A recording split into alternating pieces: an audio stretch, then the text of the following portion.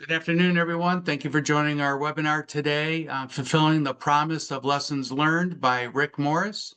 He is with Centric Consulting. I appreciate you taking the time, Rick, to put this presentation together and deliver it to us. Thank you very much. And thank you all for joining us today.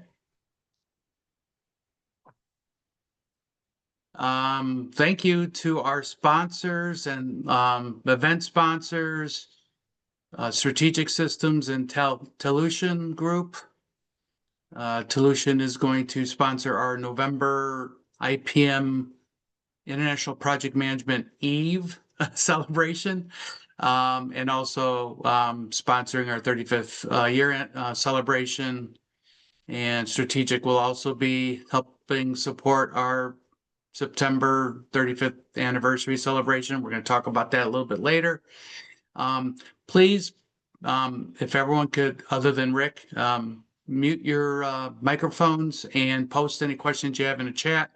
Rick will be checking the chat for questions, and I will help them.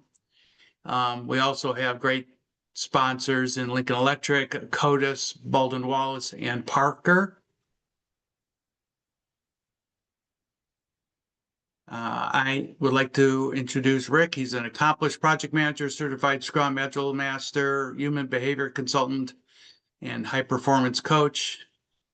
He has a passion for the profession. He's a sought after public speaker and evangelist for project management.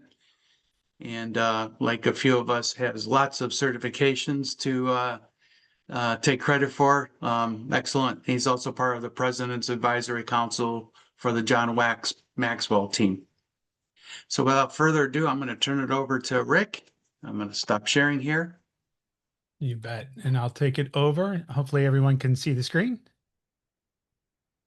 Yes. Awesome. And then let's see. I lost the chat window. So we just may need to have eyes on that for me as well. I'll keep an eye on it for you. Perfect. Thank you so much. So I really appreciate you being here. First of all, Cleveland, spent a lot of time there. I actually just saw this come up on my Facebook memories. But tomorrow we actually released a single. I own the rights to a few music groups. And one of the music groups we have is called The Party. They were part of the original Mickey Mouse Club. And they wanted to do a comeback for their 20-year anniversary, which is 2013.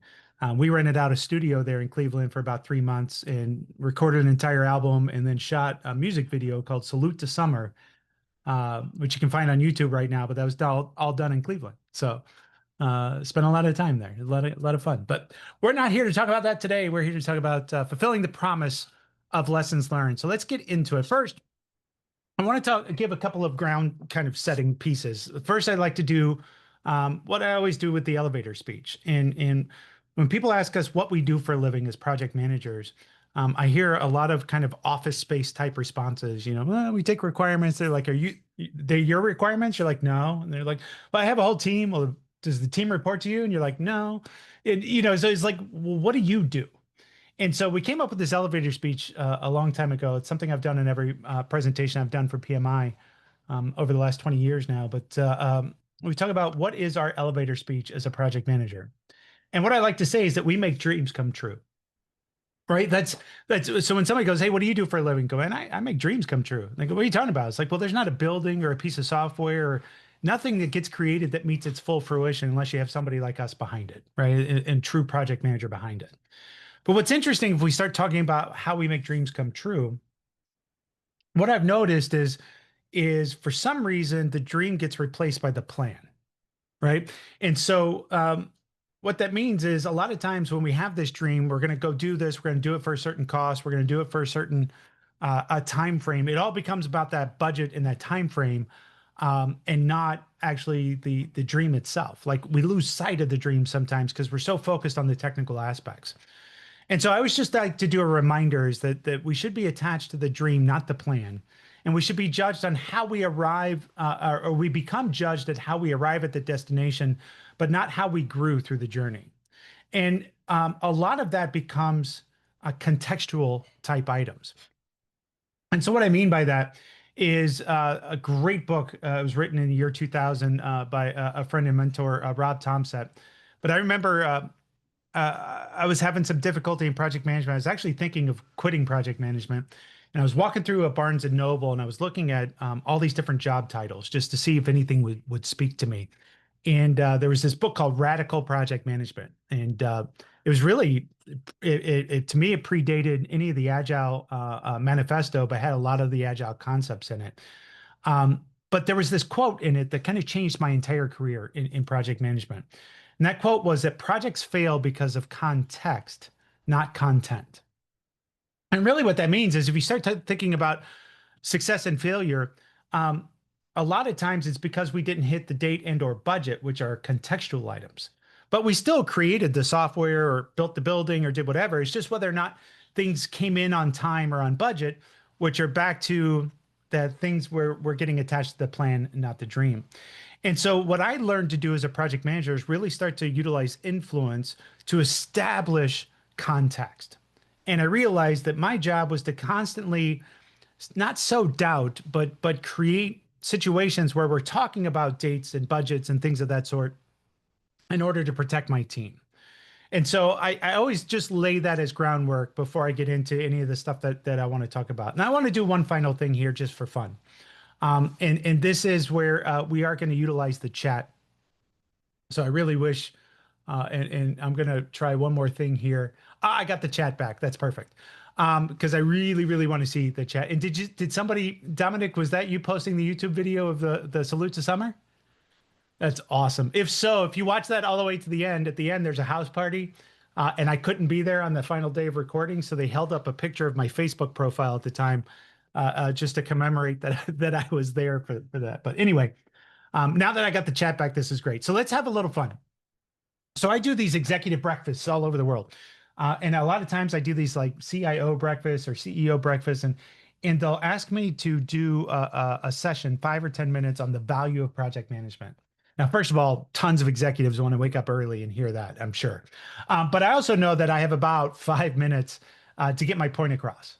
And so what I did was utilize this exercise to help talk about the contextual items that I'm setting. So let's do this exercise. I'm going to ask you to follow along with me. And when you do, we're going to put our answers in the chat here in a second. But really, really important. I'm going to say this multiple times, so I want to say it right now. But I'm going to ask you to type some things into the chat, but not hit enter until I say. Okay? So be ready, but I'm going to ask you to put some things in the chat, but we're not going to hit enter until I say. So first, what I'd like you to do is pick any number between 1 and 10. So keep that number in your head. Don't pick, pi or something like that, right? Pick a whole number, make it nice and easy. I know it's lunchtime. I'm asking you to do math. That's my bad. But pick any number between 1 and 10. Now we're going to double that number. Now I want you to add 8 to it. And then divide the number by 2. And then subtract the number that you started with. So now you should have a number in your head. With that number, I want you to pick the corresponding letter to that number. So if you have the number 1, pick A, number 2, pick B, number 3, pick C, number 4, pick D, so on and so forth, right? So the corresponding letter to that number. And now that you have that letter in your head, the first thing I want you to type in the chat, and again, please don't hit enter. We're going to enter 3 things in the chat before we hit the enter key. So the first thing I want you to do is pick a country that starts with that letter. So you should have a letter in your head, type in a country that starts with that letter. Hit the comma and wait. We're not hitting enter yet. Now that we have a country, the second thing I want you to do is to take the next letter in the alphabet and put in a typical zoo animal that starts with that letter. So if you had the letter D, pick E, right? And come up with a common zoo animal that starts with that letter. And again, we're not hitting enter yet. And finally, I want you to pick a logical color for that animal. So now everybody should have 3 words in chat. And in the count of 3, I want everybody to hit enter so that we can see this all at once. So in the count of 3, we're all going to hit enter. In 1, 2, 3, hit enter. How many people have Denmark, elephant, and gray? Look at that. Look at there. Looky there. All right. Cool. So first, what did I get? 80%? 95, 90%? Yeah, 90%. So first thing is if you didn't pick up, if you didn't end with the number 4, we did the math wrong, and that's no problem at all. But that's what normally happens, right? And then, so you should have landed on 4 and picked D. As you can see, there's a lot of Denmarks. As I scroll through, yep, there's a Dominican Republic. Sometimes I get Deutschland. Is that Djibouti? Nice. That's a new one. I don't think I've ever gotten that one. A couple of those where we see like Canada or that, again, just math was not there. Something got missed, but no worries, right? That's what happens in this. E for elephant, I saw an eel. Sometimes I see eagle or emu, which is great. And then finally gray or pink or whatever, brown. Awesome. But I got, let's see, 80%, 85%. And if we swing back around with Dominican Republic and eel and all of those, we got probably 90, 95% of the audience. First of all, that's pretty cool. Now, how does this relate to project management? Well, that's all we do as project managers is we don't guarantee anything. We don't guarantee dates. We don't guarantee timeframes. What we do is predictive analytics. We ask a bunch of questions and we follow a process and we ask people to make decisions. And based on that, we try to generate predictive results. And so imagine though, if I'm trying to say what the value of project management is, the value was in the process that I followed. So if I started with, hey, everybody pick a country and everybody pick a zoo animal, no way I get to 90%. But because there were some steps in between in a process where we picked a number and we doubled it and we added A to it, mistakes can be made, decisions can be altered, which happens. But wouldn't we want 90% at least success rate in our dates and budgets? So Mr. and Mrs. Executive, if you come into a project with a date or a budget established, then you're telling me just to pick a country without any kind of guardrails. If you allow me to follow the process, then the value of project management grows exponentially the more process we're able to follow. And again, take that definition really, really to heart. We say the value of project management grows exponentially the more you allow us to run the process. That's where the value of project management is the process itself and how much of it we can follow. Sure, there's times where we have to compress things. There's times where dates or budgets, maybe it's a regulatory date, maybe it is a mandated budget, maybe it's we have to have this financial system in before, financial close. Whatever those things are, it's fine. You're just restricting that process, which, right, restricts the value of project management. So I do this all of the time. If I'm taking over a project, if I'm setting up a PMO, in a seminar like this, just to do some establishment. So feel free to steal that. But the Denmark Elephant Gray, that when we do this live, and the biggest audience I think I've done this with is about 5,000 people, the audible gasps of how many people's hands go up when you go Denmark Elephant Gray, like it was cool to see it in the chat. But when you do it in live, the audible gasp, people are like, oh my goodness, how do they do that, right? And all we're doing is trying to get to predictive results. So take that with you. But having said that, where do predictable results come from? And so we have a lot of processes that we follow in project management that we follow and we do so well, but we don't yield any of the results. And so now we're getting into the topic of lessons learned, right? So who's participated in the lessons learned? And have we ever really learned them, right? How many companies right now have thousands and thousands and thousands of hours sunk into a practice that says,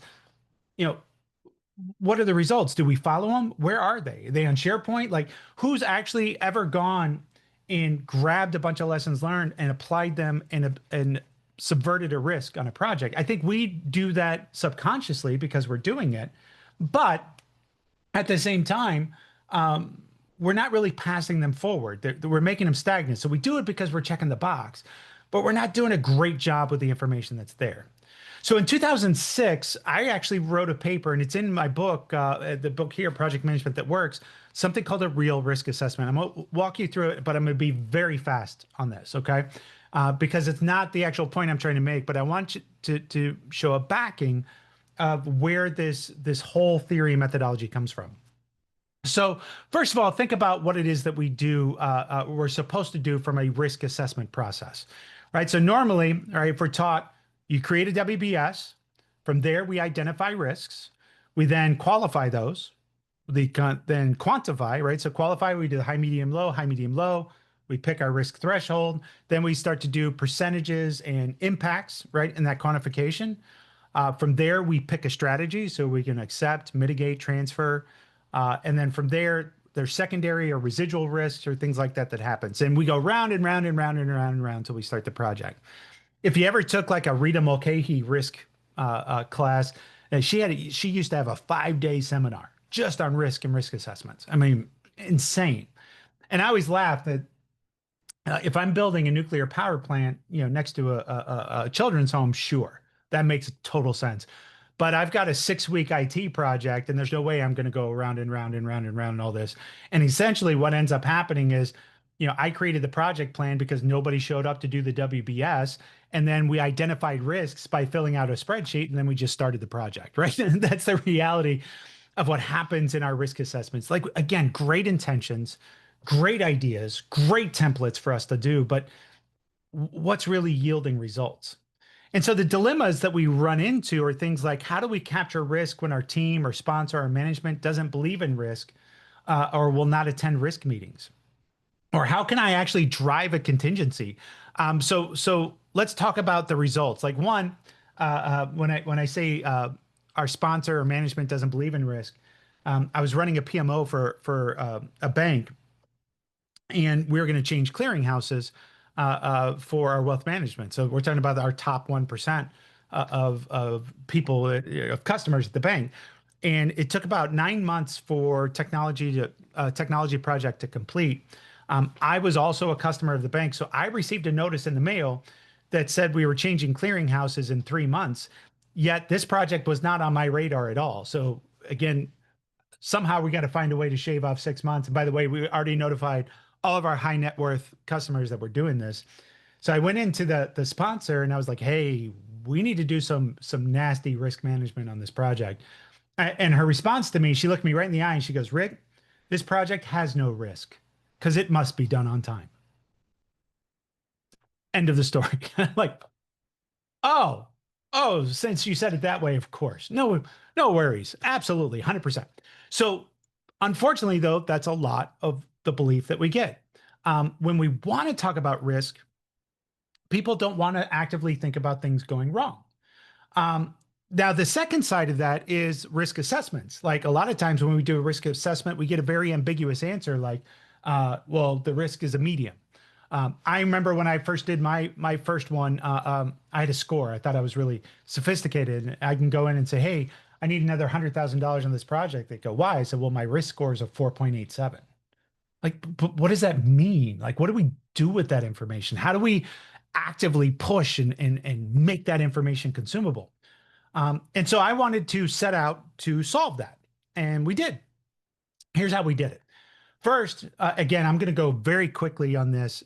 And there's a book behind it. There's all kinds of stuff behind that you can go through. But first, if you think about what generally happens in risk assessments is that there's some sort of estimate based on previous experience or a best guess. We add a contingency. Sometimes people just do a lump sum, 10% or 15%. But when we get challenged on that, we have to defend that with our general feeling or gut feeling or whatever, and see if we can't explain that to our sponsor. So I tasked my team with doing a variance identification process, because one of the other things that we don't do with lessons learned is tie that to a variance of actual cause. So what we started to do was to track things like, hey, on this project, we lost 15 days because legal didn't review contracts in time. It was on that project management system project. And what was it, the impact is it delayed the completion date. Or, we lost $10,000 in 10 days because of this key resource left the project. And that was a delay. So we just started to collect these variances over time. And after about 6 months of collection, we then built an assessment category methodology to allow us to see what categories. So originally I started with the old Standish chaos report, like on the left side, like 18% of projects fail because of lack of executive support, or 18% of projects fail because of information technology requirements. That's that old like 2000 chaos report. And we started to create our new categories based on all the variances. So 12% of our variances were due to upper management. 10% of our variances were due to scope or business case. So it just kind of helped us create categories and put them into a percentage. We then started to take the variances and say, what questions could we ask in order to avert this issue? So for instance, this would be all of the questions inside a vendor, like are we using a vendor or new software piece? And so one of the questions is like, has the team seen a demonstration of the product? And so what I wanted to do was start to ask questions that were leaning towards lessons learned that would help avert any of these past variances that we had. So the question would be like, have you seen a demo of the product? Yes or no? And if the project manager said yes, then the next question was, well, was it an actual demo or was it like slides or a PowerPoint? And if they said, oh, slides or a PowerPoint, then the output would be, hey, immediately you need to see an actual demo because this could be vaporware. On this project, we didn't do that. We saw it on PowerPoint, and it turned out that they hadn't written the software yet, and there was a 90-day delay.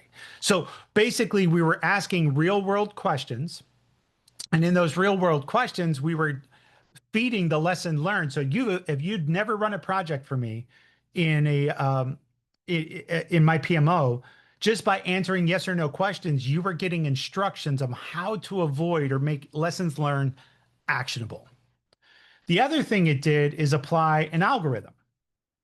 So behind the scenes, I had my question weight. So I would weight my questions in the category. I had my category risk weight. So in this case, it was vendor risk. So it's 8% across the board.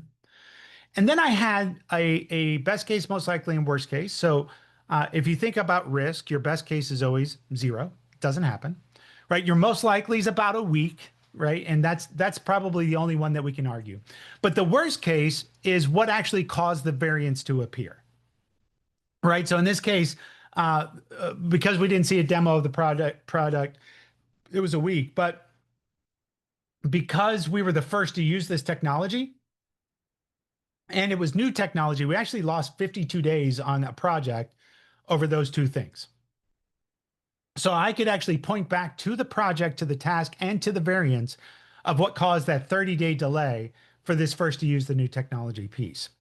Then there was a probability, the question would ask you a real world, question, and it would either put a 0, 1, 2, or 3 for probability and impact based on how you answered it. Like, yes, no, we haven't seen a demo. Yes, it was PowerPoint, and no, they won't give us a demo of the actual software. So in that case, high probability, high impact that we're going to run into this again. And the result is that it would apply PERT times the probability and impact times the category weight and question weight, and it would sum it all up into a report like this that I would be allowed to give to my sponsor. So I would take this and say, hey, listen, the project end date is going to be here with risk. I put about 40 days of risk. Here's the backing why. And it basically would tell them. Now, again, anytime I've rolled this out and showed this to people, people are like, that's amazing. It's really well thought. No way on earth we're going to do that. Nobody has the time to do this. Nobody has the time to maintain this.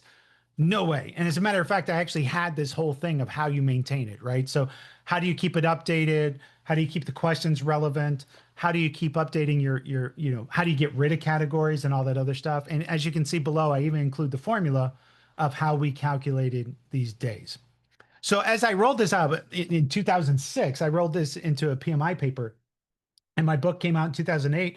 I spoke all over the world at PMI chapters about this concept. And again, everybody loved making lessons learned actionable.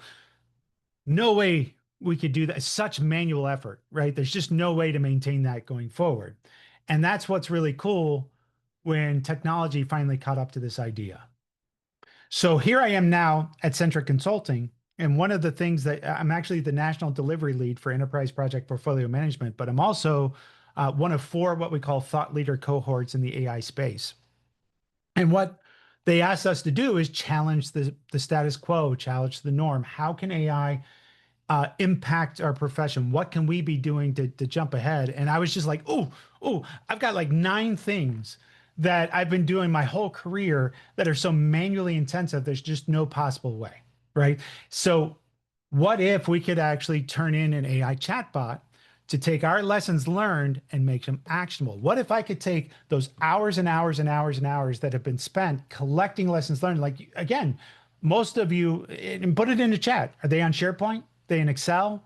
They in 150 different Teams folders, or 3,000 different folders on any kind of shared directory or whatever. And remember that the goal is, and the input to every process in the PMBOK is that we go to those lessons learned and we mine them. But how do we find the most relevant ones? How do we find the ones that should be speaking to us? Like, how do we really make those actionable? Secondarily, how do we tie impacts? Because most of the time we were doing lessons learned, we can't tie them to impacts like I was doing of, oh no, this was a direct 30-day delay or direct $30,000 hit, right? And furthermore, how do we track that any of this is actually going to bear fruit? So this is where the future starts to come into. So what I was thinking was like, hey, what we can do is take lessons learned, pass that through AI, and then you have somebody who's trained like me to do insights and observations, where we can create metadata, create questions, pull the actual project management knowledge, insights, and observations out of it, so that we could learn to teach the AI how to ask questions and serve results. And so I wanted to go build a prototype. But as I started doing that, I was like, but wait a minute. I'm limiting myself to lessons learned, because right now, that when I was doing this manually, that was all we could handle. But I have all of this available to me. I've got my risk logs, my issue logs, and my meeting minutes, my project plans, any of my project outputs, financial reports, change requests, all these things we keep and we have out there that we're not utilizing or pulling through. And AI can read through that in a heartbeat. So what we started to do is say, okay, what I want to do is take insights and observations, run all that through, and start to do some tagging and categorization. So I could say, hey, on this project, I could surmise, and again, it wouldn't be exact in the beginning, but it would get better and better over time. But we could turn around and say, look, we lost $100,000 on this project, and there was 5 contributing factors. So we'll take some sort of percentage of that 100,000 to those 5 contributing factors to start to pull in what contingencies should be, or that kind of stuff. So then the insight and observation piece, that is your training portion. And then what would happen is you could feed a new project request form into AI. It can then generate a targeted questionnaire. And that questionnaire could be things like, again, hey, I notice you're buying new software. Is this a vendor we've done business with in the past? Have you seen an actual demo? Is there contractual terms around delivery? All the things we hope to educate our project managers with, we actually can do through an interactive chatbot. But beyond that, we can help educate, because then the project manager could go, why would I do that? And it could start to feed you and start to tell you that. And output could then be risk and cost suggested. What was so powerful for me in my PMO, and the reason why I was so focused on the risk side of that, is I was actually incented on milestones and production dates. So once I set them, I couldn't move them. I could move and I could miss 1 milestone and 0 production dates for my top level bonus. The secondary bonus, I could miss 2 milestones or 1 production date. And otherwise, there was no bonus for the team. So we were really, really risk averse. But when I went in to negotiate the date with my sponsors, and I'd say, hey, listen, I need 40 days of risk, they'd go, that's ridiculous. I go, I know.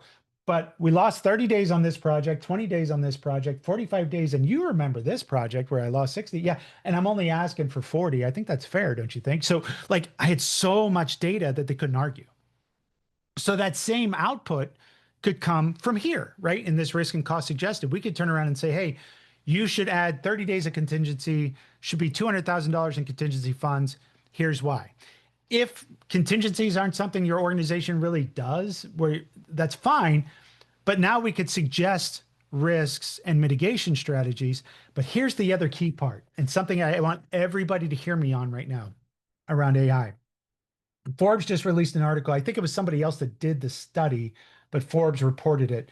80% of AI initiatives right now we're unable to attribute any value to. Sound familiar?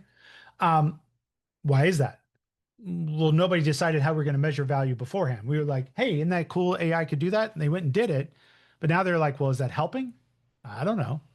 So one of the key things that we have to design when we start talking about AI and AI strategies is how we're going to measure the value. So for me, I want in this bot, when we send something to a risk register, I want it to be flagged that it was identified by this process.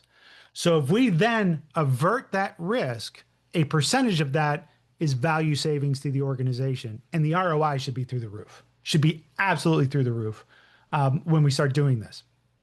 So risk and cost suggested, a little marker for us. So I wanted to go build a prototype and go play with it and see what would happen. So we did. This is more of the technical stuff. We did Amazon Bedrock. I wouldn't use this same technology now, but it was cheap. It was easy. It was free to me at the moment. So went and played with it. But I took an old project and I just ran it through. So all I had was versions of project plans. I had meeting notes. I had risk log, and I had 2 change requests. We fed it in, and essentially when we start talking about tagging and categorization, this is what it would look like.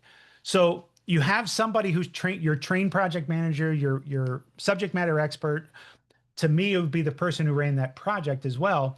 But essentially, once you feed everything through, you start asking AI questions and you start training it on the response. So you say, hey, based on documents provided, what did you see as the largest source of project delay? And it would tell you. And then from that, you could go, well, what about this? And it was like, oh, I didn't pick that up, or tie these things together. But you start to teach it how to correlate things that work within your organization. In this case, it nailed the biggest source of project delay out of the gate. The second question I asked is, was there any financial risk? And there was. It actually showed me and linked back to certain documents as where it was found.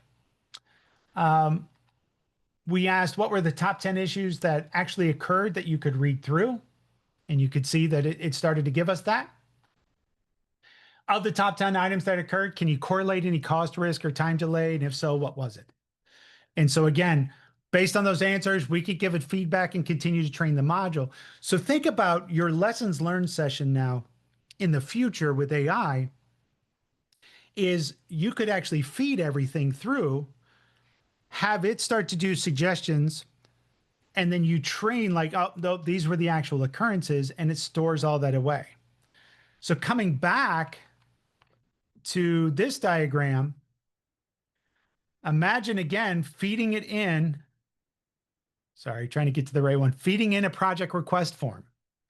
It going finding the relevant things. Had we ever worked with that vendor in the past? Have we worked with that sponsor in the past? Has this team been together before? What were the things that we could avert and learn from?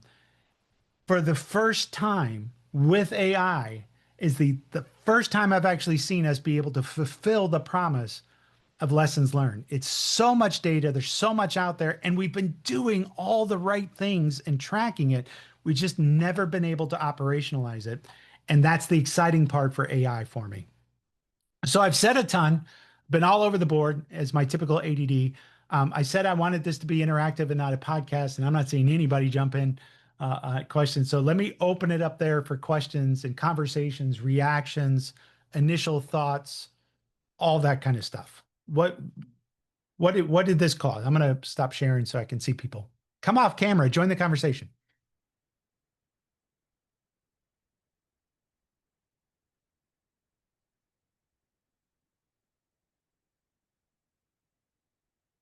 Everybody's talking at once. It's hard to hear. It's hard to hear. So if we could just go one at a time. No, I'm just teasing. Ted, I saw you come off camera. Hey, Rick. Or come on. Great presentation, man. Spot on. So I'll start. If you were doing this today, I'm assuming you are doing this today. What AI tool are you using or do you recommend to do this work? Yeah, we've actually built prototypes in Copilot. We've done one in UiPath. We've done, so really it's the models themselves are getting to a point, doesn't matter. The big thing I'm actually cautioning, or I just worked with a large consumer goods company, and we actually built a queuing where we could switch the model. So, and a perfect example of that is in this case, they were doing some branding. And so we were using Google originally, and they had a new version that was coming out that would handle brand templates, but it kept getting delayed and delayed. And then 4.0 from OpenAI came in that handled it beautifully.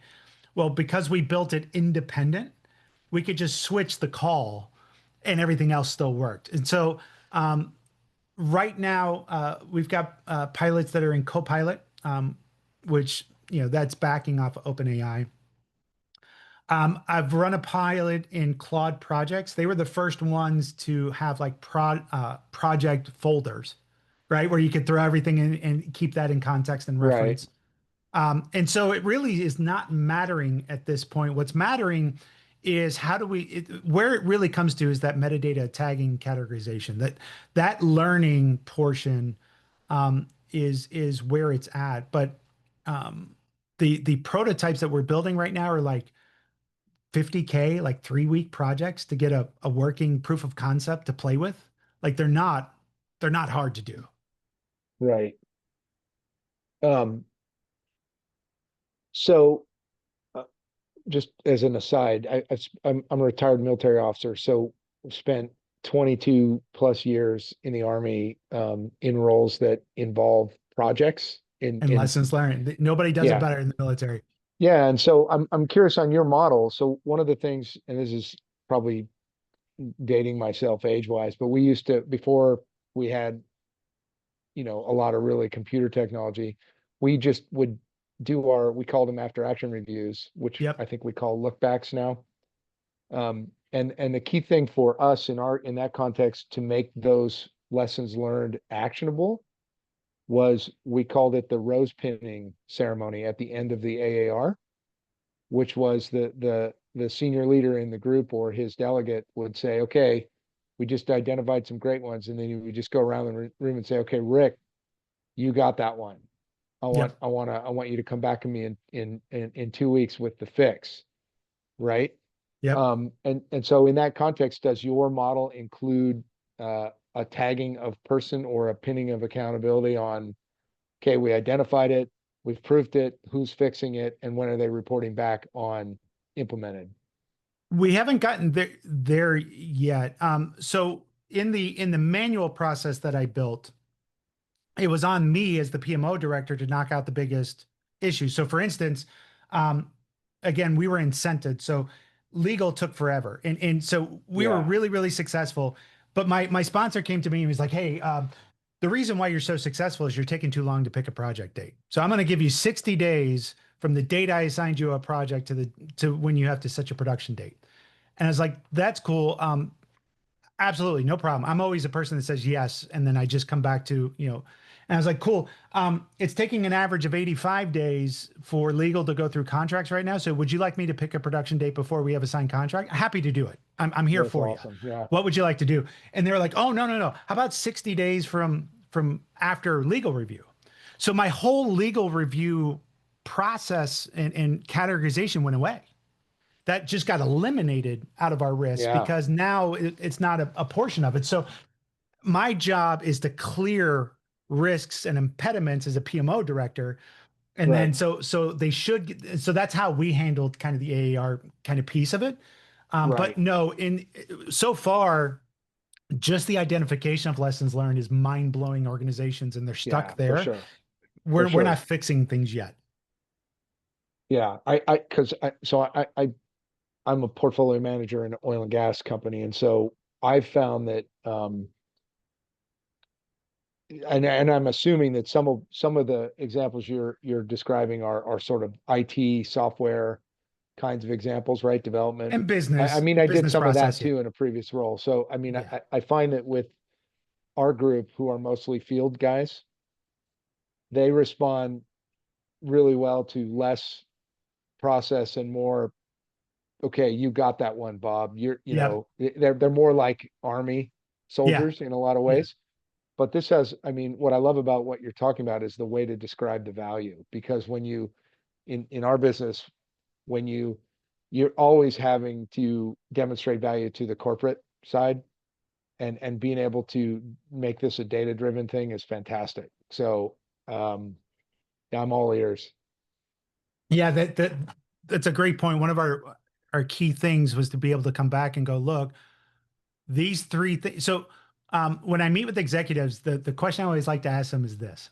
Because when you say lessons learned, everybody goes, "Oh yeah, we do lessons learned." You go, "Oh, we do a great Yeah, job. We had it for years." And I go, "Great." How many times have you been in a meeting and you hear of an issue and you go, "Again?" right. Have have we not heard this before? That's you. That's Yeah. you missing lessons learned. That's That's what us not making reinventing the action. wheel feels like. You know Yeah, you're reinventing the wheel when you have those questions. 100%. And so Yeah. if you're an executive that's saying again, you don't have a great lessons learned process in Yeah, an after action review.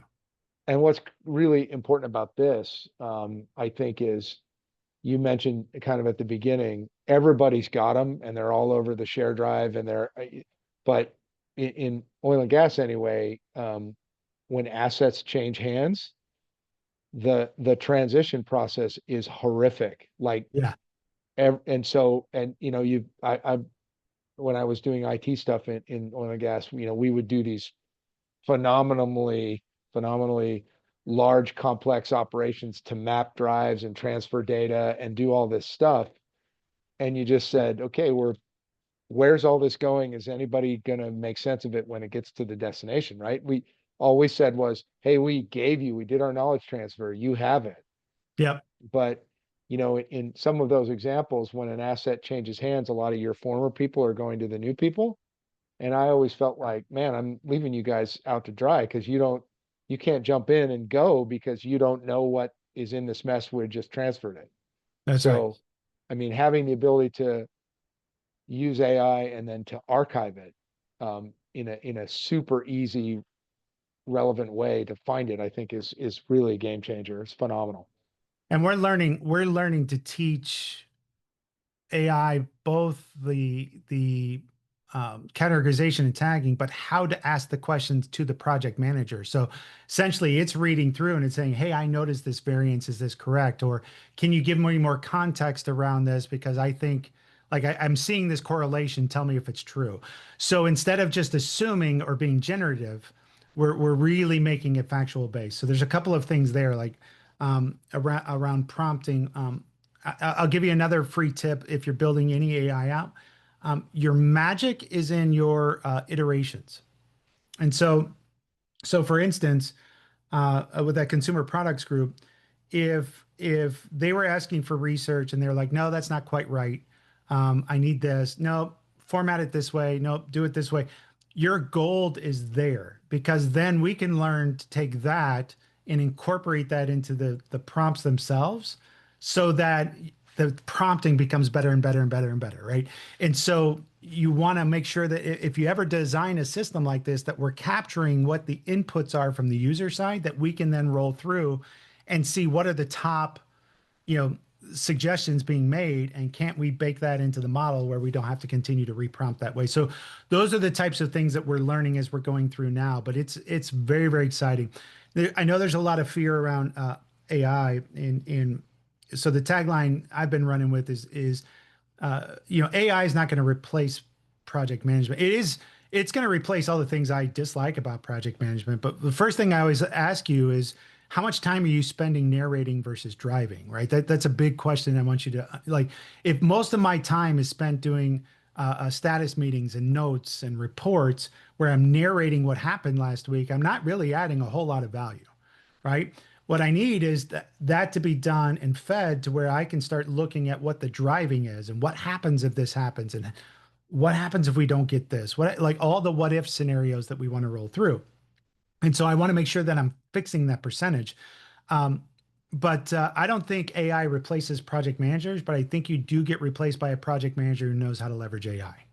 And I think that piece is there. And there are things, I mean, my wife runs restaurants. She opens, right. We're in ChatGPT every day, all day, just learning, growing. But like I'm constantly in there. I use it for my Microsoft Excel formulas. So instead of sitting there, if you ever done this, I'm sure I'll hit some of y'all. You can tell me in the chat whether or not you've done it. But there's a formula out there, so you Google it. But Google works off of word matching. And when you Google it, it's like, hey, I need to be able to combine these dates. It's like, great. So then it points me to a YouTube video that I have to watch an ad before I get there. Once I get there, I find out it is doing the date match, but not what I'm asking for. Like it matched on the words, not my intent. Well, with ChatGPT and it being, or any of the models being vector searching, what vector searching is, if you don't know, is it's generative AI works off of a statistical formula that is predicting the word that's next in the sentence. And it does so by analyzing all of the different patterns and information that it has. So it's like, hey, there's a percentage chance this word is next, right? So it knows intent more so than word matching, right? And so when I start to type into Excel, I'm like, hey, I got this column, it's over here, and I want to do this. It tells me the formula. I pump it in, and I go, that didn't work.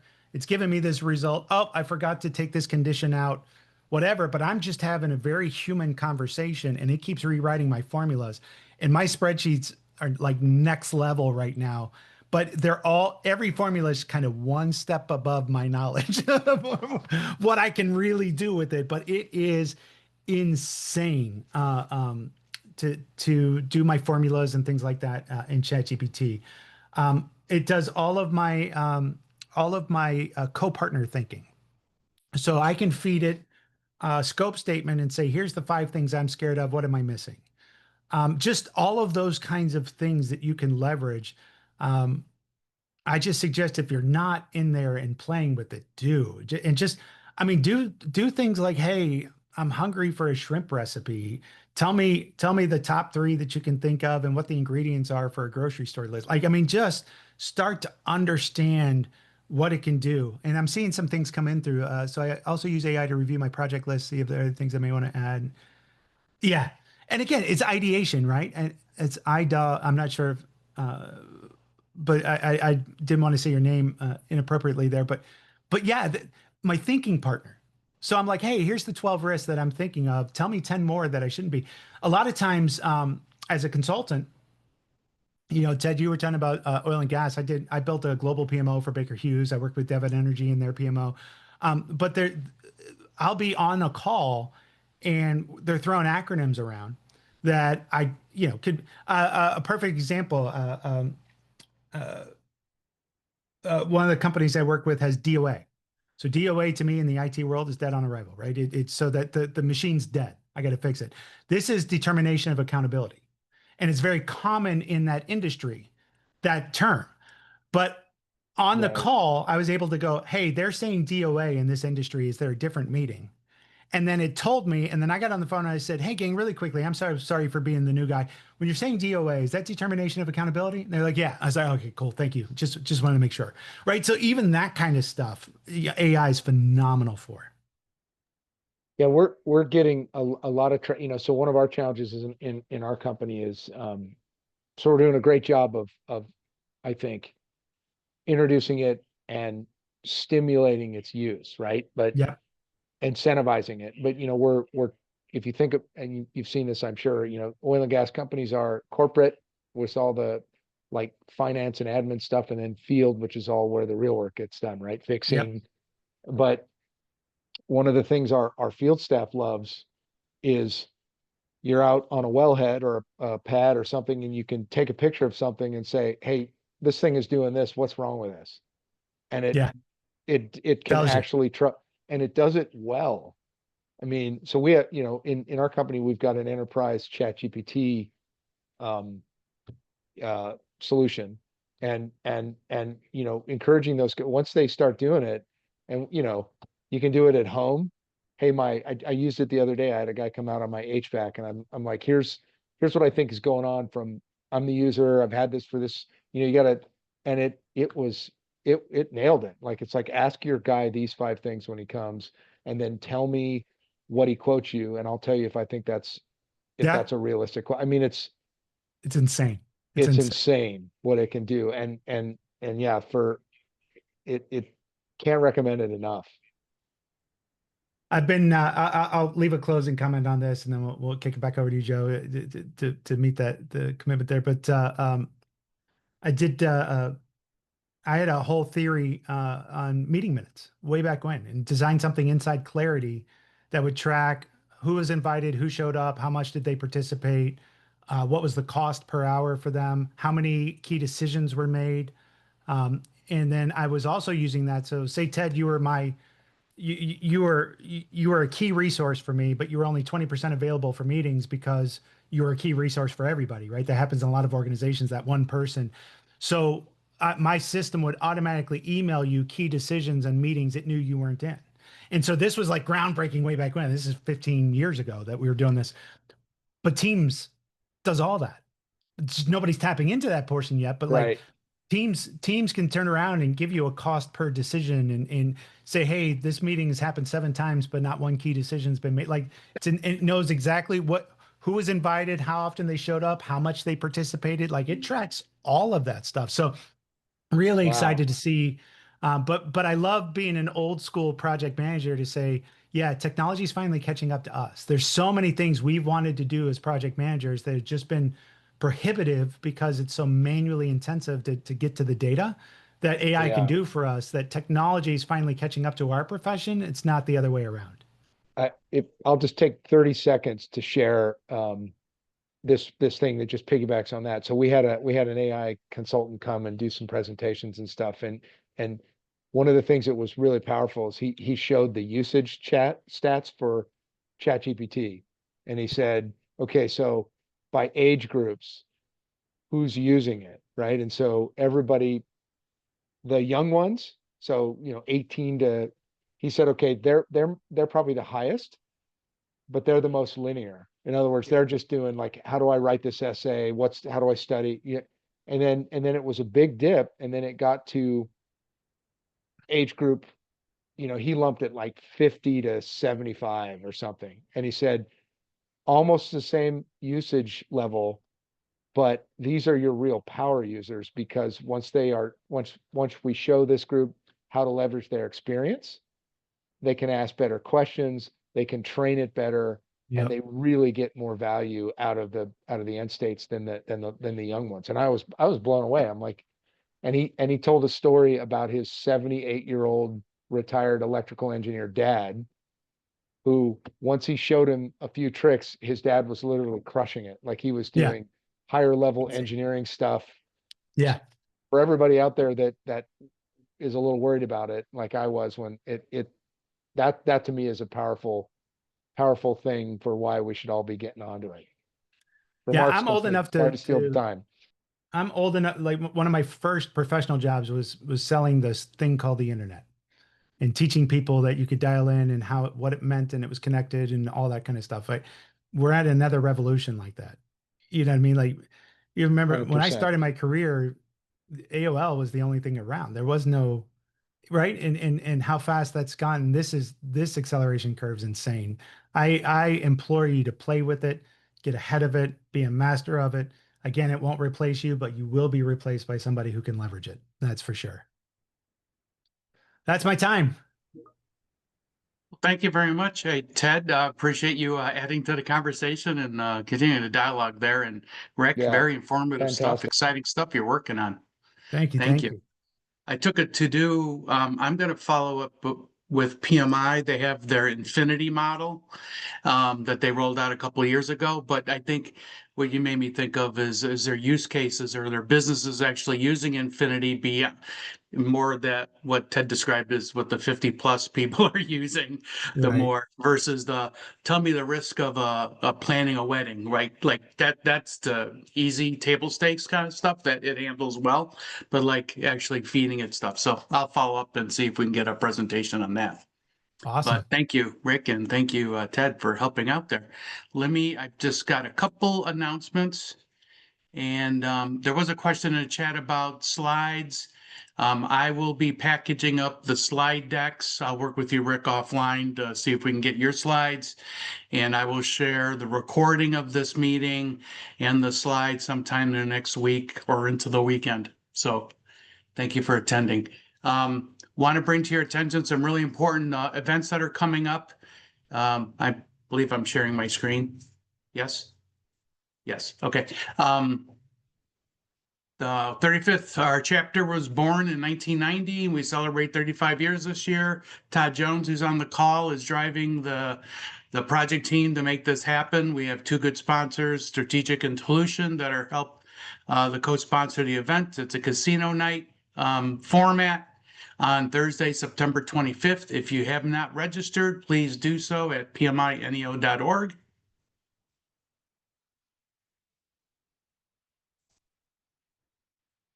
This is the PDU claim code. If you don't happen to grab it now, you'll get it from me in an email this weekend. But this will allow you to get one PDU for those of you with PMI certifications. And again, thank you to our sponsors, Strategic Solution, Lincoln, Lakotas, Baldwin Wallace, and Parker. I'll leave this up for 3 more seconds in case you're writing down that big long number. But again, I will email this to you. So if you don't catch it now, you'll get it this weekend or before. All right. Again, come visit us, PMINEO.org. Follow us on social media. We've got a lot of stuff going on. We've got great programs, social events, networking events. So we talked about the golf outing a little earlier. So we got a lot of things coming. So love to see you there. Specifically in August, we have a Guardians game. We only have a handful of tickets left. So if you want to join us to watch the Guardians win against the Marlins, that's on August 14th. Let's We hope also so. have a summer. We also have the summer picnic on August 23rd. So join us for that. That's also available on the website. Here's some opportunities for you to continue your learning through podcasts if you're into that kind of stuff, or you could do that as well. We have, these are our preferred partners for education content, and we are updating our website to provide new information on all 3 of these. So keep checking us out. Mentoring. So we have a new mentoring program that was stood up this year.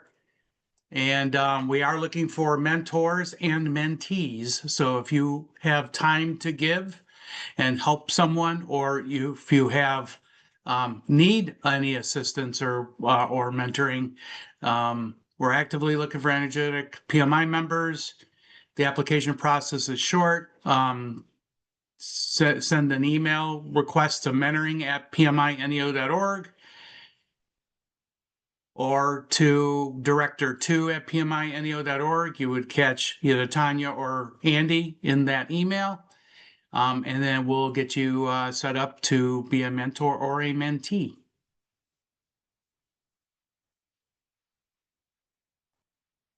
I want to thank everyone for joining us today. Thank you again, Rick and Ted, for helping with the content. But Rick, thank you very much for putting this together and delivering it to us.